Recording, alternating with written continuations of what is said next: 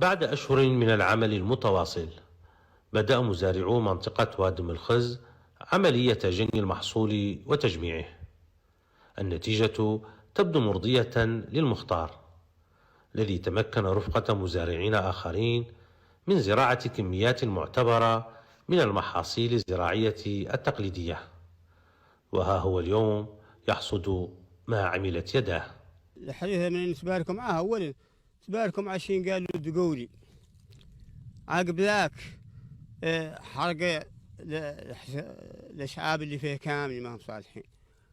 من ثم نتباركوا مع نلوحوا أشكال الحديثة الزرع بعض كيف الزرع واد لقان ومكة واللي يقولوا الأكواس. الزراعة هنا تعد قوام الحياة المعيشية لهؤلاء المزارعين، إن كان عبر استهلاك إنتاجها أو بيع الفائض منه. نستفادوا منه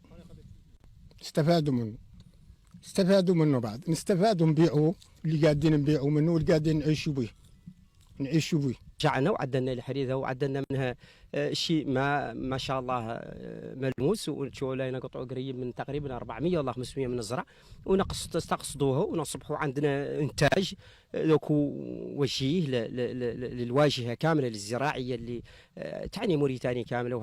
بدأ موسم الحصاد بولاية العصابة، وبين منطقة وأخرى تتنوع المحاصيل حسب طبيعة الأرض وتوفر الماء فيها، ما يعطي مؤشرات إيجابية بزيادة المنتوج الزراعي لهذا العام بشكل ملحوظ.